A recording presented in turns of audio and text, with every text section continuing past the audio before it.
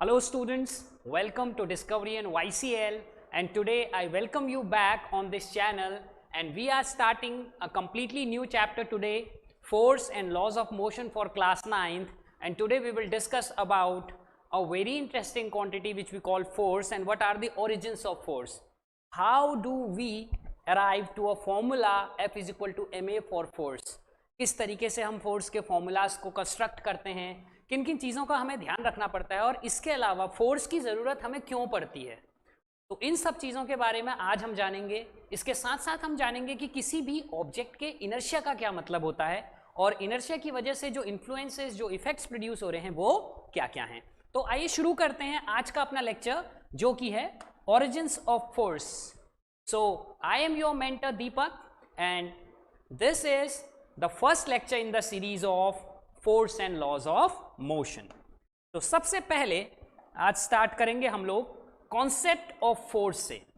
जैसा कि लास्ट जो हमने लेक्चर सीरीज शुरू करी थी स्टूडेंट्स, आपने देखा होगा मोशन के बारे में जब हमने डिस्कस किया, तो मोशन में जब हम नॉन यूनिफॉर्म मोशन की बात करते हैं तो उस टाइम में एक स्पेशल क्वांटिटी हमें देखने को मिलती है जो कि केवल नॉन यूनिफॉर्म मोशन के लिए ही एग्जिस्ट करती है, और ऐसी क्वांटिटी को हम बेसिकली क्या बोल रहे हैं, एक्सेलरेशन बोल रहे हैं। So acceleration basically non uniform motion का ही कंसेप्ट है।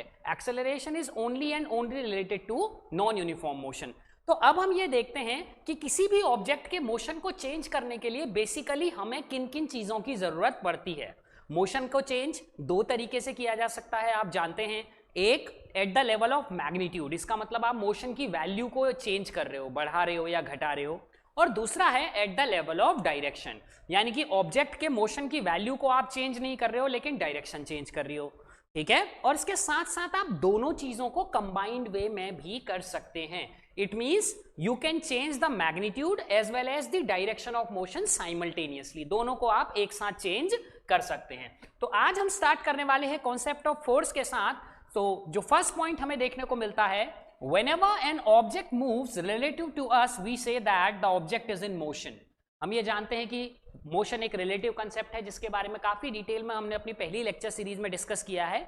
मोशन किसको कहां से कैसा ऑब्जर्व होगा ये डिपेंड करता है कि हम उसे कहां से और कब ऑब्जर्व करते हैं, कैसे ऑब्जर्व करते हैं।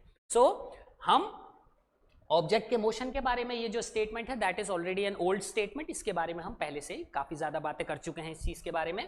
तो moving on to the next statement, if we want to change the motion of the object we need an acceleration. जैसा कि अभी मैंने बताया कि नॉन यूनिफॉर्म मोशन के लिए अपने को क्या चाहिए स्टूडेंट्स, एक्सेलरेशन चाहिए। भले ही हम मैग्नीट्यूड के लेवल पे चेंज करें या डायरेक्शन के लेवल पे चेंज करें या दोनों को चेंज करना चाहें, तो दोनों ही केसेस में अपने को किसकी जरूरत होती है, एक्सेलरेशन की जरूरत होती है। अब देखते हैं स्टूडेंट्स कि एक्सेलरेशन आखिर पैदा कहां से होता है और इसके साथ साथ ऑब्जेक्ट के मास का क्या इंपॉर्टेंस है इस चीज में, ओके और उसको हम कुछ एग्जांपल्स के थ्रू भी क्लियर करेंगे। So moving on to the third point, in this process of changing motion the mass of the body plays an equally important role students. Okay, जब भी हम किसी ऑब्जेक्ट के मोशन को चेंज करना चाहते हैं स्टूडेंट्स, तो हमें कुछ एफर्ट उसके ऊपर डालना पड़ेगा। ये एफर्ट स्टूडेंट्स ना केवल इस बात पे डिपेंड करता है कि मैं कितना मोशन बदलना चाहता हूं, ये इस बात पे भी डिपेंड करता है कि ऑब्जेक्ट कितना भारी या कितना हल्का है, यानी कि उसका मास कॉरस्पॉन्डिंगली कितना लार्ज या कितना स्मॉल है। तो मास का भी एक बहुत इंपॉर्टेंट रोल होता है स्टूडेंट्स। एक एग्जाम्पल के थ्रू हम इसको क्लियर करते हैं। सपोज कीजिए कि आप किसी मोटर बाइक को एक्सेलरेट करना चाहते हैं from 0 to 40 kilometre per hour, आप उसकी वेलोसिटी को 0 से 40 किलोमीटर पर आवर तक पहुंचाना चाहते हैं। तो आपको इस टास्क को करने के लिए स्टूडेंट्स बाइक के अंदर एक कम पावर का इंजन दिया गया है, से 150 सीसी इंजन, ओके। अब इसी तरीके से स्टूडेंट्स अगर आप एक ट्रक को 0 से 40 तक एक्सेलरेट करना चाहते हैं, आप देखते हैं कि उसी 0 से 40 तक एक्सेलरेट करने के लिए it requires a large amount of effort. उसका जो इंजन है that is 5000 10,000 CC, okay, so it is producing more effort. तो हम क्या देखते हैं, दो चीजें यहां पर अपने को देखने को मिलती हैं। द फर्स्ट थिंग इज कि हमें दोनों motor bike as well as truck दोनों के मोशन में सेम अमाउंट में चेंज करना था, दोनों को 0 से 40 तक ले जाना था, लेकिन फिर भी एफर्ट किस में ज्यादा लगा, ट्रक में ज्यादा लगा। ट्रक में 5000 10,000 सीसी का इंजन हमें इंस्टॉल करना पड़ा इस टास्क के लिए, जबकि मोटर बाइक में हम 150 सीसी के इंजन के साथ इजीली ये टास्क कर ले रहे हैं। तो क्या हमें यहां से पता चलता है, इससे पता चलता है कि जो एफर्ट स्टूडेंट्स हम मोशन को बदलने में लगाते हैं वो ना केवल इस बात पे डिपेंड करता है कि मुझे कितना मोशन बदलना है, वो इस बात पर भी डिपेंड करता है कि मैं किसका मोशन बदल रहा हूं, वो ऑब्जेक्ट कितना भारी है, यानी कि उस ऑब्जेक्ट का जो मास है वो कितना कम है या कितना ज्यादा है। तो स्टूडेंट्स जब भी मैं बात करूंगा एफर्ट की, तो एफर्ट को कैलकुलेट करते वक्त, एफर्ट को बाद में स्टूडेंट्स मैं फोर्स कहूंगा, ओके, अभी मैं इसको एफर्ट बोल रहा हूं। सो ये एफर्ट जो होगा स्टूडेंट्स, ना वो केवल एक्सेलरेशन को इन्वॉल्व करेगा, यानी कि मोशन चेंज को इन्वॉल्व करेगा, वो इस बात को भी इन्वॉल्व करेगा कि ऑब्जेक्ट कितना भारी है, यानी कि ऑब्जेक्ट के मास को भी इन्वॉल्व करना पड़ेगा स्टूडेंट्स। ओके, सो सबसे पहले स्टूडेंट्स स्टार्ट करते हैं। If the body has a low mass, अगर ऑब्जेक्ट का मास कम है, जैसे मैंने आपको एग्जांपल बताया मोटर बाइक का, it's motion requires less efforts during change, फिर उसके मोशन को चेंज करने में स्टूडेंट्स क्या होता है, बहुत ही कम एफर्ट लगता है। जैसे मोटर बाइक के मोशन को चेंज करने में you need a small powered engine, come power का इंजन भी चलेगा because it has a smaller mass. Okay, बिल्कुल इसी तरीके से if the body is massive, जैसे कि स्टूडेंट्स एक ट्रक हो, ट्रेन हो, एरोप्लेन हो, इनका मास जो है काफी ज्यादा लार्ज है, तो सेम चेंज करने के लिए इनमें क्या करना पड़ेगा, लार्ज एफर्ट इज रिक्वायर्ड। इनके लिए किसकी जरूरत पड़ती है, ज्यादा एफर्ट की अपने को जरूरत पड़ती है। So you have understood two facts from this things, कि पहला अपने पास ये आया कि कितना मुझे एफर्ट लगाना पड़ेगा, वो दो बातों पे डिपेंड करेगा, ऑब्जेक्ट कितना भारी है या कितना हल्का है, और दूसरा मुझे कितना चेंज करना है मोशन में। अगर कम चेंज करना है तो कम एफर्ट लगाना पड़ेगा, अगर ज्यादा चेंज करना है तो ज्यादा एफर्ट लगाना पड़ेगा। इसी तरीके से अगर कम मास है तो कम मास जो है वो कम एफर्ट लगा के ही अच्छी खासी चेंज कर लेता है अपने मोशन में, लेकिन अगर लार्ज मास है तो फिर उसके मोशन को चेंज करने के लिए हमको लार्ज एफर्ट की भी जरूरत पड़ेगी। Okay, so this is the essence, this is the soul of force. Okay, अब देखते हैं students last point, hence the effort depends not only on the amount of motion to be changed. देखिए students, जो मैं आपको first line से बता रहा था कि मोशन ना केवल इस बात पे डिपेंड करता है, जो आपने एफर्ट लगाया ना केवल वो इस बात पे डिपेंड करता है कि कितना मोशन बदलना है, okay, but it also depends on the mass of the body, ये मास पर भी डिपेंडेंट होता है। Okay, so the overall essence of this slide is कि जब भी हम ऑब्जेक्ट के मोशन को बदलना चाहेंगे तो ऑब्जेक्ट का मास भी उतना ही इंपॉर्टेंट रोल प्ले करेगा। कितने आसानी से आप मोशन को बदल पाएंगे वो इस बात पे डिपेंड करेगा ऑब्जेक्ट कितना हल्का है, कितने कठिनाई से आप मोशन को बदल पाएंगे, कितने हार्डवर्क के बाद आप मोशन को बदल पाएंगे, वो इस बात पे डिपेंड करेगा कि ऑब्जेक्ट कितना भारी है। जितना ज्यादा भारी ऑब्जेक्ट उतना ज्यादा हमको कोशिश, उतना ज्यादा एफर्ट डालना पड़ेगा उसके मोशन को चेंज करने के लिए। जितना हल्का ऑब्जेक्ट उतनी कम कोशिश, उतना कम एफर्ट डालना पड़ेगा उसके मोशन को चेंज करने के लिए। So moving on to the next slide. Okay, अब इसको स्लाइड को स्टूडेंट्स कंटिन्यू करते हैं आगे को। In this way force is defined as the push or pull or an external agency which changes or tries to change the magnitude or direction of motion or both. Okay? तो इस statement का sense ये है कि force को basically हम उस effort की तरह ही रिकॉग्नाइज कर सकते हैं जिसके बारे में मैं बात कर रहा था। दैट एफर्ट क्या है बेसिकली, या तो पुश कर रहा है या पुल कर रहा है, या तो खींच रहा है या उसे धक्का दे रहा है। इस तरीके का फोर्स, इस तरीके का जो एफर्ट है स्टूडेंट्स, फोर्स कहलाता है। फोर्स बेसिकली पुश या पुल है या फिर कोई भी ऐसा एक्सटर्नल एजेंट है, ठीक है, जो कि क्या कर सकता है, किसी भी ऑब्जेक्ट के मोशन के मैग्नीट्यूड को चेंज कर सकता है, उसकी वैल्यू को बढ़ा सकता है, उसको घटा सकता है।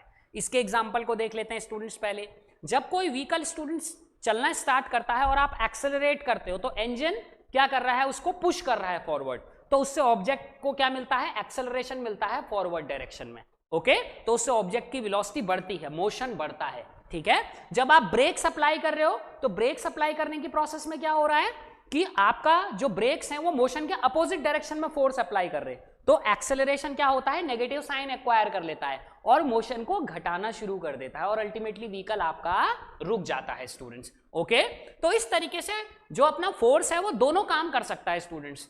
जब अकॉर्डिंग टू योर डिजायर वो वेलोसिटी की वैल्यू को इंक्रीज कर सकता है, यानी कि एक्सेलरेशन प्लस में दे सकता है आपको, और आपके डिजायर के अकॉर्डिंग वो ब्रेक्स की तरह एक्सेलरेशन को नेगेटिव डायरेक्शन में कर सकता है, यानी कि मोशन को घटा भी सकता है। As well as students it can change the direction of motion. आपने देखा होगा जब आप व्हीकल को टर्न करते हैं तो आप क्या करते हैं, स्टीयरिंग व्हील के ऊपर फोर्स लगा रहे हो। ओके, तो स्टीयरिंग व्हील पे जो आपने फोर्स लगाया वो क्या है, ये फोर्स स्टूडेंट्स रिस्पॉन्सिबल है वहां पर डायरेक्शन को चेंज करने के लिए। So this was the essence of the first statement.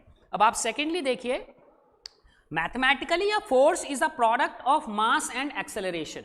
मैंने आपको बताया था इस एफर्ट का फॉर्मूला हम जब भी बनाएंगे तो उस टाइम में हमें क्या ध्यान रखना पड़ेगा कि ना केवल ऑब्जेक्ट के चेंज ऑफ मोशन को लें बल्कि उसके साथ साथ ऑब्जेक्ट के मास को भी उतनी ही इंपॉर्टेंस दें, वो भी उतना ही हमारे लिए महत्वपूर्ण है। ठीक है, तो हम ये देखते हैं कि मैथमेटिकली अगर मैं फोर्स का एक फॉर्मूला बनाना चाहूं तो उसमें एक्सेलरेशन और मास दोनों के दोनों कंबाइंड फॉर्म में आने चाहिए। ओके, सो मैथमेटिकली फोर्स जो होता है स्टूडेंट्स वो एक प्रोडक्ट है, मल्टीप्लीकेशन है मास और एक्सेलरेशन का। It is a physical quantity. Physical quantity का सेंस ये है that it can be measured. Okay, और इसका जो यूनिट है स्टूडेंट्स वो न्यूटन कहलाता है और 1 newton is equal to 1 kilogram metre per second square. So force का जो फॉर्मूला है students F can be written as m into a, where m is the mass and a is the acceleration. Obviously students आप इसकी unit को यहाँ से verify कर सकते हैं। mass is in kilograms and acceleration is meter per second square. So you can place this second square in the numerator like this. Just flip the sign of the exponent, यहाँ इसके sign को flip कर दीजिए और numerator में ले आइए kg metre second -2, तो ये भी वही है ये भी वही है स्टूडेंट्स। तो इस तरीके से आपका जो न्यूटन होता है स्टूडेंट्स वो बेसिकली अगर हम उसको फुल फॉर्म में लिखें तो वो क्या है, kilogram metre per second squared है। ओके, हमेशा ध्यान रखेंगे students it is a vector quantity, because mass तो स्टूडेंट्स आपका स्केलर हो गया, ये तो जस्ट एक नंबर होता है, लेकिन जो अपना एक्सेलरेशन है ये एक वेक्टर क्वांटिटी है। सो बेसिकली फोर्स की डायरेक्शन स्टूडेंट्स एक्सेलरेशन की डायरेक्शन में ही होती है, या अगर मैं अपोजिट वर्ड्स में कहूं एक्सेलरेशन उसी डायरेक्शन में पैदा होता है जिस डायरेक्शन में फोर्स प्रोड्यूस होता है। ठीक है, या फोर्स जिस डायरेक्शन में लगाया जाता है उसी डायरेक्शन में एक्सेलरेशन भी प्रोड्यूस होता है students. Okay, so it is a vector quantity. While combining two or more forces, we need to keep in mind their directions relative to each other. ये स्टूडेंट्स एक इंपॉर्टेंट फैक्ट आया कि जब भी हम दो या दो से ज्यादा फोर्सेस को एक दूसरे के साथ कंबाइन करेंगे then we have to keep in mind, हमें याद रखना पड़ेगा कि इनकी डायरेक्शंस के का भी उतना ही इंपॉर्टेंस है। जैसे बच्चों आप नॉर्मल नंबर्स को ऐड करते हो, जैसे दो ऑब्जेक्ट्स के मासेस को ऐड करना है तो सीधे नंबर्स की तरह ऐड कर सकते हो, लेकिन फोर्सेस को ऐसे ऐड नहीं करते। फोर्सेस को ऐड करते वक्त ये देखना पड़ता है कि वो सेम डायरेक्शन में काम कर रहे हैं, अपोजिट डायरेक्शन में काम कर रहे हैं, या एक दूसरे से किसी पर्टिकुलर एंगल पे काम कर रहे हैं। इन सब चीजों का हमको ध्यान रखना पड़ता है। So direction is equally important as magnitude in case of force. Okay, so moving on to the next slide. अब हम बात करते हैं स्टूडेंट्स बैलेंस्ड और अनबैलेंस्ड फोर्सेस की। Let's talk about balanced forces first. मैंने आपको स्टूडेंट्स ये बताया कि फोर्स जो है वो एक डायरेक्शनल क्वांटिटी है, यानी कि एक वेक्टर क्वांटिटी है। तो ऐसी सिचुएशन आ सकती है स्टूडेंट्स की किसी बॉडी पे दो या दो से ज्यादा फोर्सेस अगर लगे हों और वो फोर्सेस ऐसे डायरेक्शंस में कंबाइन हो रहे हैं कि वो एक दूसरे के इफेक्ट को कैंसिल आउट कर दे रहे हैं, तो उससे बच्चों टोटल जो इफेक्ट हो जाता है फोर्स का वो 0 हो सकता है। ओके, इसको एक एग्जांपल से समझते हैं स्टूडेंट्स, और उससे आपको बैलेंस्ड फोर्सेस की जो डेफिनेशन है वो बिल्कुल क्लियर हो जाएगी। देखिए स्टूडेंट्स, मान लीजिए ये कोई ब्लॉक है जिसका मास m है और आपने क्या किया, इसको किसी टेबल के ऊपर रख दिया है। अब यहां से स्टूडेंट्स आपने 5 न्यूटन का फोर्स लगाया, यहां से भी आपने 5 न्यूटन का फोर्स लगाया। व्हाट यू कैन सी कि ये 5 न्यूटन का जो फोर्स है स्टूडेंट्स वो यहां को एक एक्सेलरेशन पैदा करेगा a। ओके, मान लीजिए कि ये ब्लॉक शुरुआत में कैसा था, रेस्ट की कंडीशन में था। ओके, और सिमिलरली ये वाला 5 न्यूटन का फोर्स इस डायरेक्शन में एक्सेलरेशन पैदा करेगा a। आप देख सकते हैं कि ये दोनों जो एक्सेलरेशन है वो एक दूसरे के अपोजिट हैं, तो इसका मतलब ये फोर्स स्टूडेंट्स इस डायरेक्शन में जितनी वेलोसिटी को बढ़ाना चाह रहा है, ये फोर्स इस डायरेक्शन में उतनी ही वेलोसिटी को बढ़ा के दोनों इफेक्ट्स को कैंसिल आउट कर दे रहा, क्योंकि अगर ये एक्सेलरेशन पॉजिटिव लिया जाता है तो इसे नेगेटिव लेना पड़ेगा। मैंने आपको वेलोसिटी और एक्सेलरेशन के कॉन्सेप्ट में बताया था, if you flip the direction, अगर हम डायरेक्शन को रिवर्स कर देते हैं तो क्या होता है, उससे एक नेगेटिव साइन आ जाता है स्टूडेंट्स। तो अगर ये 5 न्यूटन वाले ने a एक्सेलरेशन प्रोड्यूस किया तो ऑब्वियसली ये 5 भी a ही एक्सेलरेशन प्रोड्यूस करेगा, क्योंकि मास वही है ऑब्जेक्ट का। ओके, तो आप क्या देखते हैं कि अगर ये प्लस a है तो इसे माइनस a लेना पड़ेगा।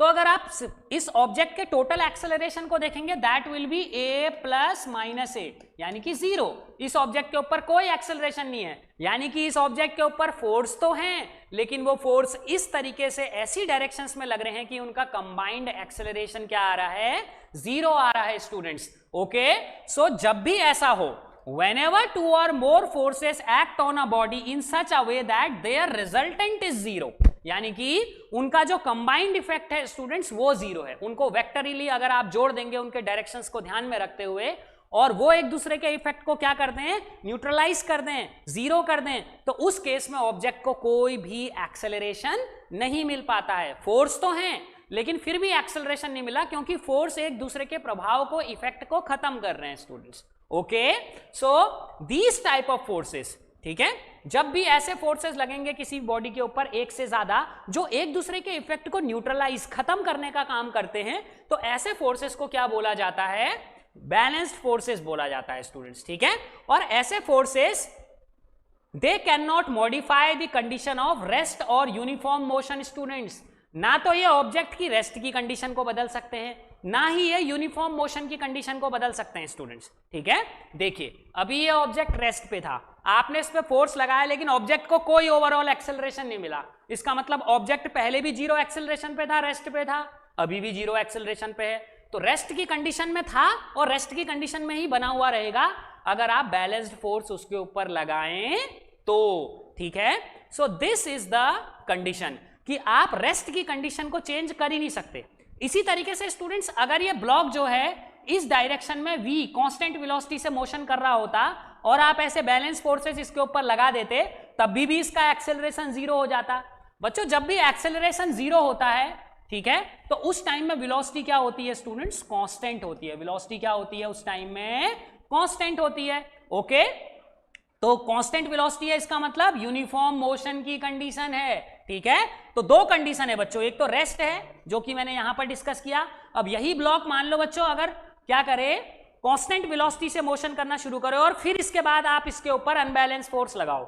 ठीक है, इस केस में बैलेंस फोर्स बेसिकली, तो बैलेंस्ड फोर्सेस क्या करेंगे, एक दूसरे को कैंसिल कर देंगे, ओवरऑल में कोई भी एक्सेलरेशन वो पैदा नहीं करेंगे। अगर एक्सेलरेशन पैदा नहीं करेंगे तो वेलोसिटी जितनी है उतनी ही बनी हुई रहेगी, यानी कि अगर ऑब्जेक्ट पहले से ही यूनिफॉर्म मोशन कर रहा था तो वो यूनिफॉर्म मोशन ही करता रहेगा, और अगर रेस्ट पे था तो रेस्ट पर ही रहेगा। Okay, so if the body remains at rest even after applying many forces it is said to be in static equilibrium students। ये कंडीशन जब ये ऑब्जेक्ट रेस्ट पे ही बना हुआ रहा उसे क्या बोला जाता है, स्टैटिक इक्विलिब्रियम बोला जाता है, स्थायी साम्यावस्था। ठीक है, तो बेसिकली इसका मतलब क्या है कि अगर हम ऑब्जेक्ट रुका हुआ है उसके ऊपर बैलेंस फोर्सेस अप्लाई करो वो रुका हुआ ही रहेगा। ओके, तो फोर्सेस लगाने के बाद भी अगर वो स्टेशनरी बना हुआ रहता है तो हम क्या बोलते हैं कि ऑब्जेक्ट जो है वो स्टेशनरी इक्विलिब्रियम पे है। ठीक है, या स्टैटिक इक्विलिब्रियम है फोर्सेस के बीच में। ओके, बिल्कुल इसी तरीके से स्टूडेंट्स अगर ऑब्जेक्ट जो है वो यूनिफॉर्म मोशन करता रहे, जैसे कि मैंने बताया एक्सेलरेशन जीरो में वेलोसिटी जीरो भी हो सकती है, कांस्टेंट भी हो सकती है। अगर वेलोसिटी जीरो पर बनी हुई रहती है तो स्टैटिक इक्विलिब्रियम, और अगर यूनिफॉर्म मोशन बना हुआ रहता है तो dynamic equilibrium. Even after applying several forces, it is said to be in dynamic equilibrium। ठीक है, डायनेमिक वर्ड का मतलब होता है स्टूडेंट्स गतिज। ठीक है,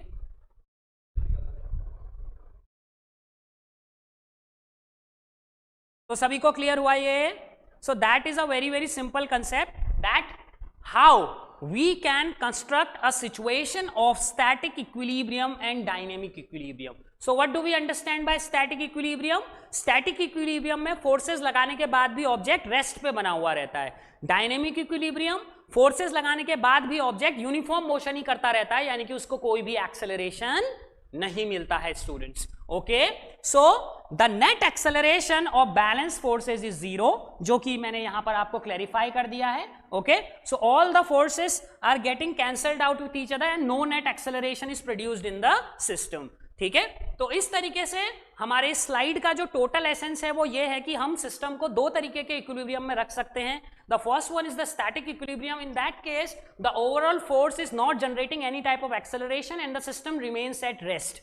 And similarly, we can also construct a situation of dynamic equilibrium in which the system remains in the state of uniform motion, although after applying several forces. So this was the essence of all this slide. And now moving on to the concept of unbalanced forces. So unbalanced forces, जैसे कि इसका नाम से clear हो रहा है, they will be counter to the balance forces. Balance forces के comparison में जो अनबैलेंस फोर्सेस हैं ये क्या करते हैं स्टूडेंट्स, इनकी एक स्पेशल प्रॉपर्टी है। स्पेशल प्रॉपर्टी ये है कि आप किसी बॉडी के ऊपर एक या दो से ज्यादा फोर्स लगाइए, एक फोर्स से तो आप कंपैरिजन कर ही नहीं सकते, दो या दो से ज्यादा फोर्सेस लगाइए in such a way that they are not getting cancelled out, ठीक है, वो एक दूसरे को कैंसिल आउट नहीं कर रहे हैं, in that particular case you are getting unbalanced forces, ठीक है।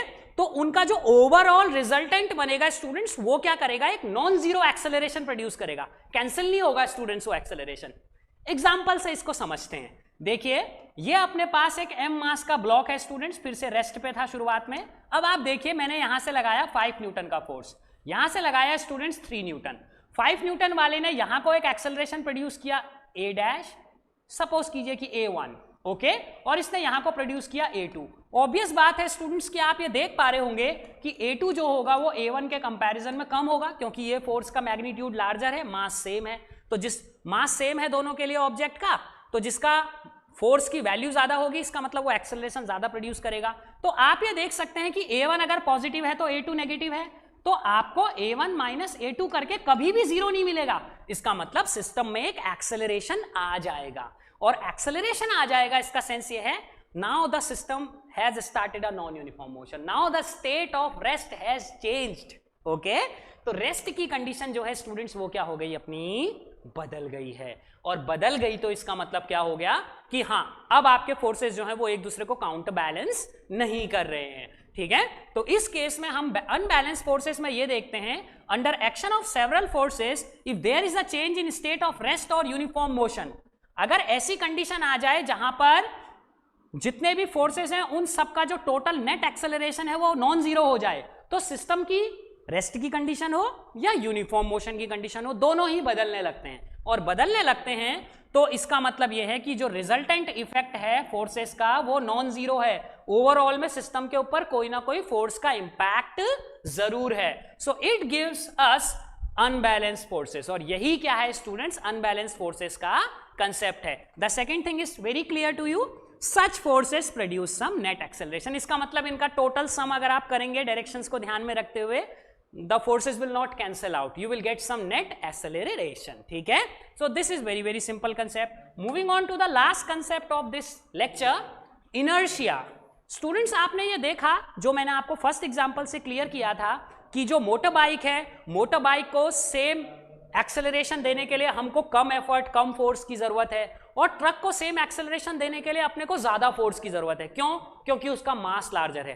तो स्टूडेंट्स आप ये देख रहे होंगे, आप यहां से एक एनालिसिस ये कर सकते हैं कि ऑब्जेक्ट का मास जितना ज्यादा हाई होता रहता है, जितना ज्यादा बढ़ता रहता है, उसके साथ साथ वो क्या करता है, फोर्स के लिए उसका रिस्पॉन्स उतना कम हो जाता है, यानी कि वो और ज्यादा फोर्स मांगता है आपसे। वो कहता है कि अगर मुझे मोशन ज्यादा देना है या मेरे मोशन में चेंज ज्यादा करना है तो अप्लाई मी लार्जर फोर्स, ओके।